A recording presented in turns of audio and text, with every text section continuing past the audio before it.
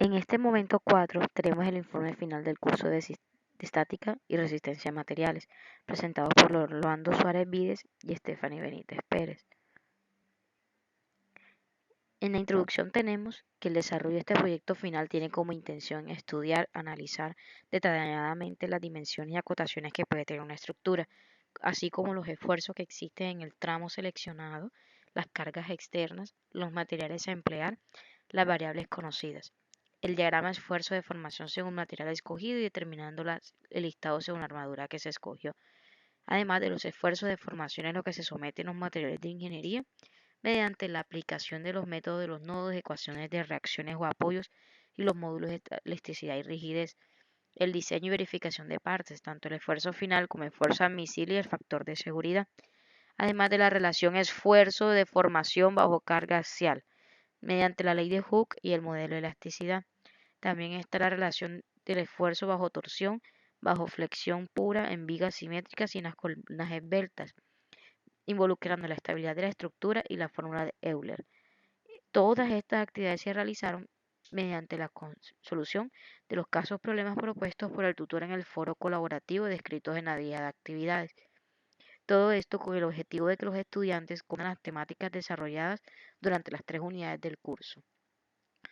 Los objetivos son los siguientes: reconocer las dimensiones y acotaciones de una estructura mediante su análisis con la finalidad de conocer el esfuerzo que hace la misma, identificar las variables conocidas en algún tramo de corte seleccionado mediante el diagrama de esfuerzo de formación con el objetivo de determinar las características existentes en la estructura tomada y a su vez hallando las fuerzas internas con el fin de lograr obtenerlas mediante el método de los nodos.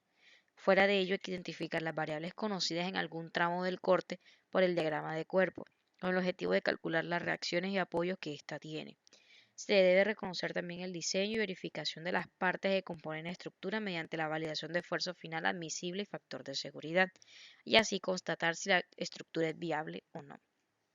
Además, se debe identificar el tipo de relación esfuerzo de formación que existe, ya sea de carga axial, torsión, flexión pura, columna esbelta, por el análisis minucioso de los datos suministrados en las situaciones problemas, y así se hallan las fuerzas existentes dentro de la estructura. Y solucionar los casos problemas descritos en la guía de actividades mediante desarrollo de ecuaciones y afianzando los conocimientos aprendidos en las unidades 1, 2 y 3, y aplicar el uso idóneo de normas APA para el desarrollo de trabajos escritos. La fase 1 fue la selección de la cercha y la carga en los nodos. El primer paso fue seleccionar la estructura, la cual fue una cercha Hove, con una pendiente de 30 grados, tal como se muestra aquí en la figura. Vemos cómo desde el ABH parte el ángulo de la pendiente de 30 grados hasta toda la mitad y la final de la estructura. El segundo paso, determinar el área que va a cubrir. Veamos las dimensiones de la edificación, que son las que se da en la figura número 2. Aquí las tenemos. El área a cubrir en realidad es los 6 metros que se encuentran en la parte superior. De allí se obtiene para la cercha que la L, la longitud, es igual a 6 metros. Y la magnitud F, vemos de que es la mitad de esa medida por la tangente del ángulo de la pendiente. Es decir, los 6 metros se dividen entre 2 y a su vez se multiplican por la tangente del ángulo, que en este caso es 30. Los 6 metros son los metros que hay desde el inicio hasta el final de la estructura, en este caso de la A a la E.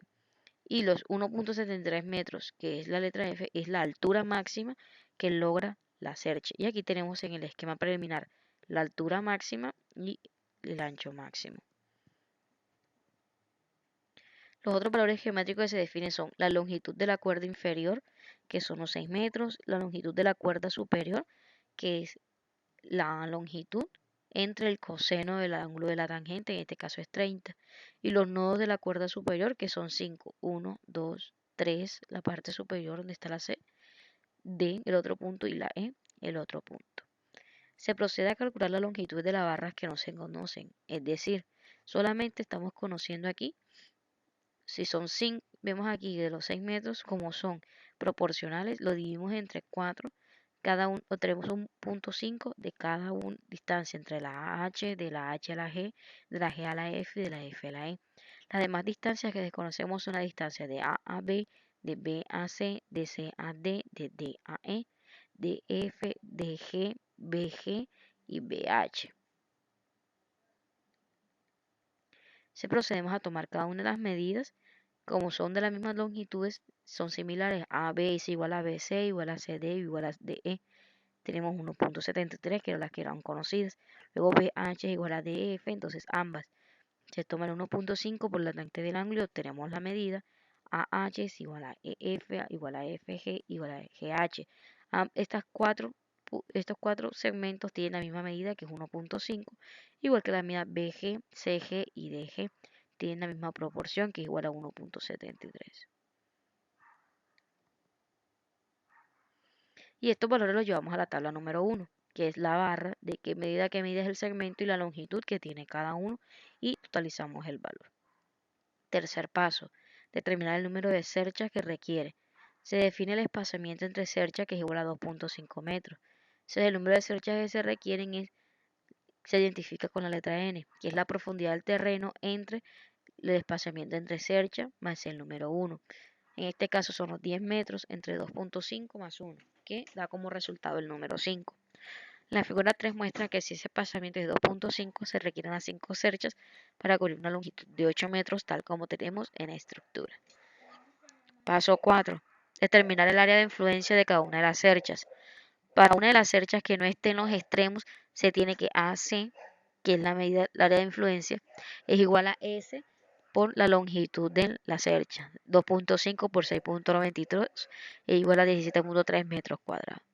Lo cual evidenciamos en la gráfica. El área de influencia de la cercha central es la parte sombreada. Paso 5. Seleccionar el perfil con el que se va a construir la cercha. La cercha se construirá con el perfil de acero formulado por ángulo longitud 51 por 51 por 3.2, el cual se evidencia aquí en la figura, que es el perfil de acero recomendado.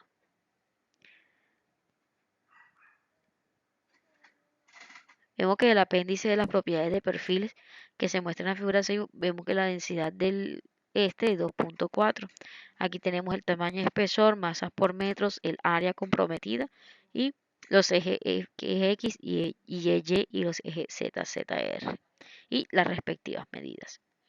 Paso 6. Seleccionamos el perfil y el número y la longitud total de las correas. Se usarán en este caso correas en celosía, que son construidas con varillas de acero y una densidad de 5 kilogramos por metro cada una. Y aquí tenemos la correa en celosía. Para esta cubierta se usan tejas de Eternit y cada pendiente requiere los 3.46 metros de longitud de la cuerda superior más los 0.2 metros de voladizo, que son 2 puntos de tejas y cubren los 2.5 metros, y se cubren las demás medidas, los 10.12, con el fin de poder tener cubierta toda la superficie, toda la estructura. El número de correas para cada pendiente será de 3, separadas 1.3 metros una de otra, para un total de 7 correas para las dos pendientes, incluyendo el caballete de la estructura, lo que da una longitud total de 17.5 metros de correa por cercha. Y aquí tenemos las especificaciones de las tejas. Cuántas tejas son del 2 al 10, la longitud de metros, la utilidad y el ancho en metros y la utilidad. Y los pesos de cada teja a medida de que se va incrementando el número de tejas a utilizar. El paso 7 se establece la velocidad máxima del viento en la localidad. En este caso, en el ejemplo pues propuesto en el foro de actividades, se propone de la ciudad de Cali que la velocidad promedio es de 11 km por hora y la máxima de 18.5 km por hora. El paso 8, establecer las cargas a distribuir en la estructura, tanto las cargas vivas como las muertas. Las cargas vivas, aquí se toma el valor de 70 kilogramos por metro cuadrado por 17.3 metros cuadrados por 9.81 metros por segundo cuadrado. Todas estas unidades se anulan a de metro cuadrado y quedan kilogramos por metro sobre segundo, lo cual genera los newtons, y las unidades se proceden a multiplicar. Igual que las cargas muertas, son el peso que posee la cercha, que es la sumatoria de la longitud de las barras por la densidad por la gravedad. Ya tenemos los 19.85 metros, que es la longitud de las barras, por los 2.4 kilogramos sobre metros, que es la densidad, se cancelan los metros y nos quedan 90 kilogramos por metro sobre segundo cuadrado, que es la magnitud de la gravedad, teniendo también la unidad en newtons, que es un total de 467.3 newtons. El peso de la correa es la sumatoria de la longitud de las correas por densidad lineal de la celosía por gravedad.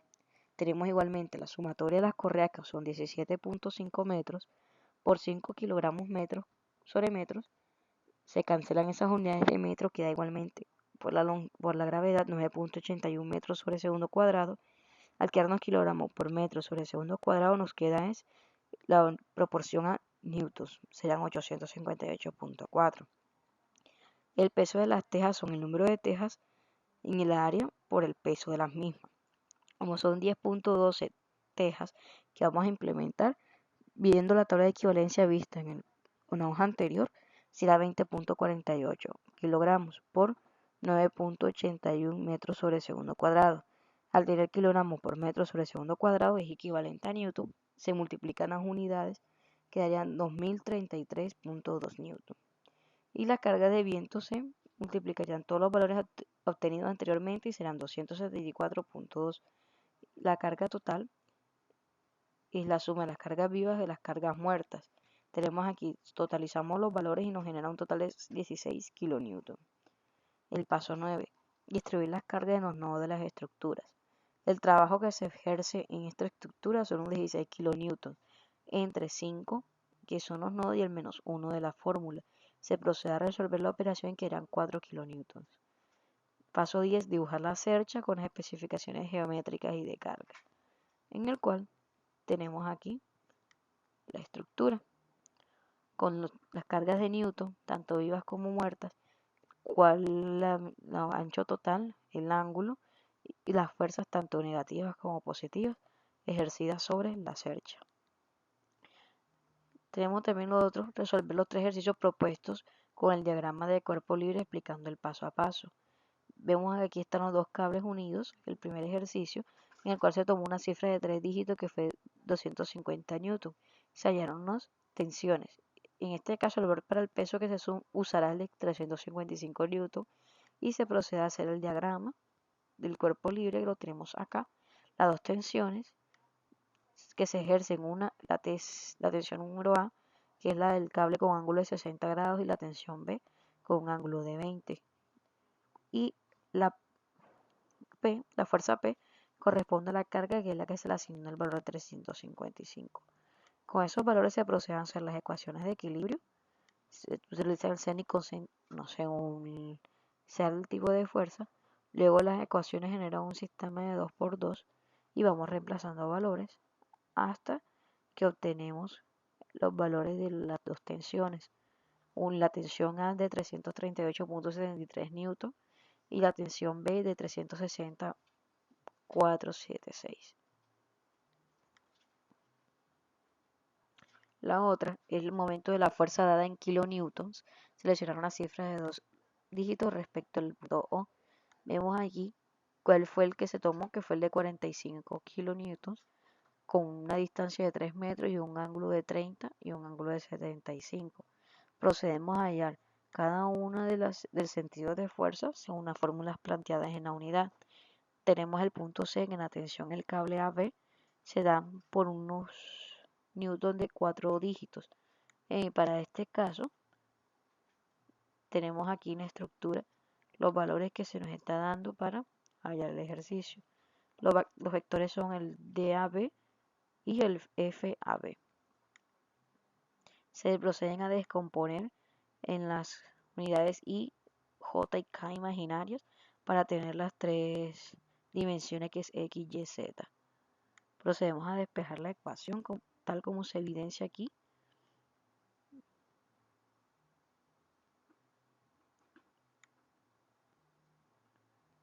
Y nos genera finalmente un ángulo de 108.5 grados, que era el que queríamos.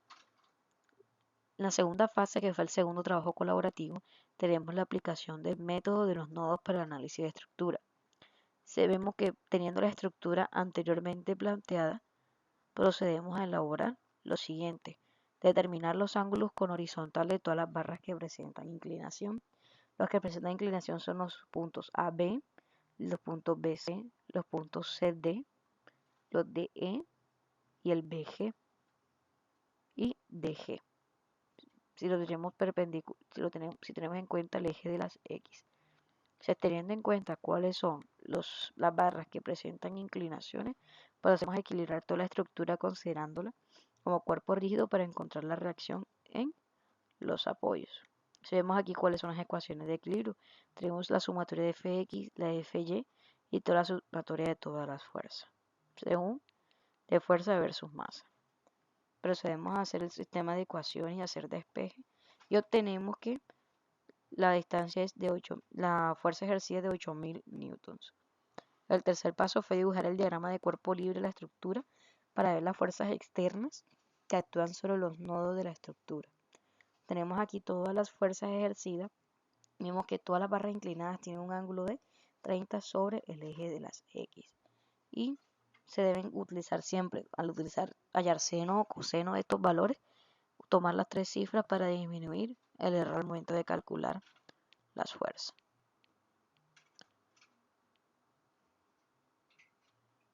Tenemos aquí nuestra estructura, el diagrama con todas las fuerzas, cargas y reacciones que están actuando sobre la estructura. Paso 4. Equilibramos ordenadamente cada uno de los nodos. Lo completamos esta tabla aquí. Barra, fuerza y tipo de fuerza. Si es de tensión o si es de cohesión.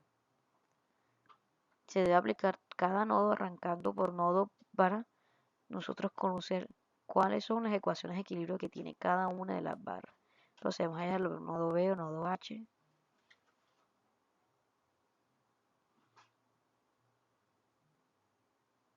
el nodo CG, el nodo F, nodo D, nodo E. Es decir, de la estructura tomamos cada uno de los puntos y con el método de los nodos procedemos a verificar qué fuerzas ejercen positivas y negativas. Y así llenamos nuestra tabla presentación, una tabla de resumen del análisis de dicha estructura, clasificando las barras de tracción o de compresión. Aquí tenemos las barras una a una, la fuerza ejercida y el tipo de fuerza. C simboliza compresión y T tracción. En el tercer trabajo colaborativo tuvimos la verificación de elementos estructurales bajo carga axial aplicado a la estructura seleccionada.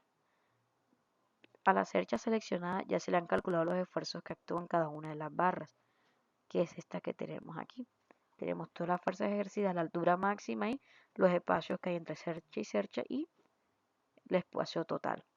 Tenemos que completar de tal forma nuestra tabla que tenemos acá, con esta estructura, la tabla resumen con las barras clasificadas tanto de tracción, tensión y el esfuerzo que cada una ejerce.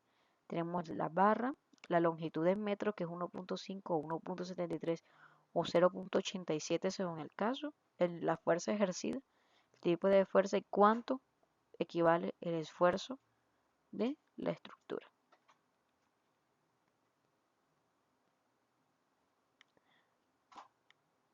Verificación de los elementos de atracción.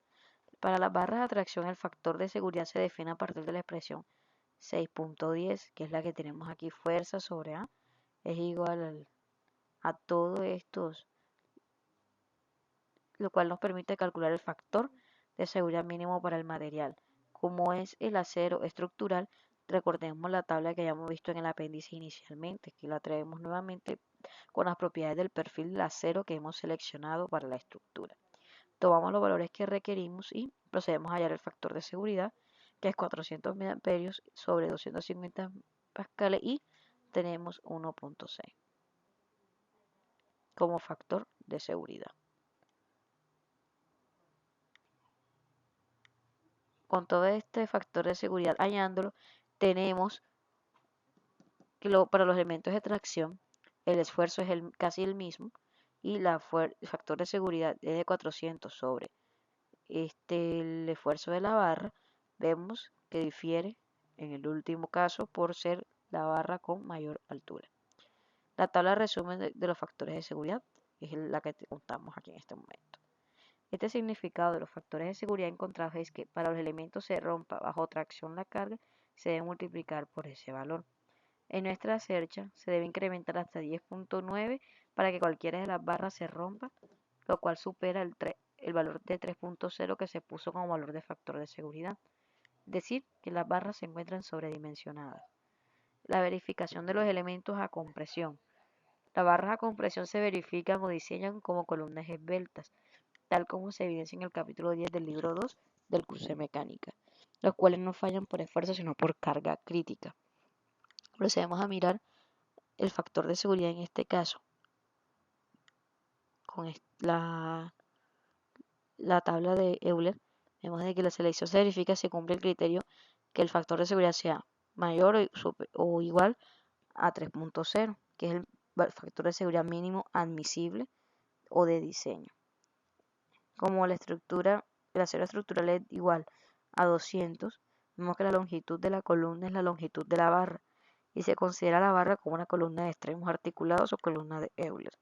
Tenemos aquí el cálculo de la carga crítica en términos de la longitud efectiva y procedemos a tomar cada uno de los datos antes descritos y procedemos a diligenciar la tabla según la barra escogida. Tenemos aquí las diferentes barras, la fuerza ejercida, la longitud de cada una de las barras, las dos fuerza y longitud elevadas al cuadrado, luego aplicada al factor de seguridad, tenemos el valor que todos superan 3, que es el mínimo admisible. Los factores de seguridad, como son mayores a 3, se verifica que todos los elementos son a compresión. Y para que el elemento falle por estabilidad, la carga debe multiplicarse por ese valor. Y que en el peor de los casos, de dicha estructura, la carga se puede incrementar hasta 4.4 veces para que la barra AB se pandee y se distorsione. Vemos que si se verifica la sección preliminar hecha del ángulo de lados iguales, L51 por 51 por 3.2, tanto para las barras de tracción con un factor de seguridad mínimo de 10.9 como para las barras de compresión con un factor de seguridad mínimo de 4.4, vemos de que el factor mínimo de diseño es mayor a 3, por lo tanto, que la estructura que hemos estudiado a lo largo de los trabajos colaborativos se encuentra bien dimensionada. Como conclusión de este trabajo podemos tener de que logramos estudiar y analizar las dimensiones y acotaciones que puede tener una estructura, así como los esfuerzos que existen en el tramo de corte seleccionado, las cargas externas, materiales a emplear, las variaciones conocidas, el diagrama de esfuerzo de deformación según el material escogido y determinar un listado según la armadura escogida. Además, los esfuerzos y deformaciones a los que se pueden someter los materiales de ingeniería, se aplicó el método de los nodos, las ecuaciones de reacciones o apoyo y los módulos de elasticidad y rigidez. El diseño y verificación de partes, tanto el esfuerzo final admisible y el factor de seguridad, tanto de compresión como de tensión. La relación esfuerzo-deformación que hubo bajo la carga axial, bajo torsión, bajo flexión en viga simétrica y las columnas esbeltas, aplicando la fórmula de Euler y la ley de Hooke. Y esta actividad se logró mediante la solución del caso o problema a lo largo de los 3 trabajos colaborativos, desarrollando las temáticas y comprendiendo como estudiantes las temáticas desarrolladas en las unidades 1, 2 y 3 del curso de estática y resistencia de materiales. Gracias.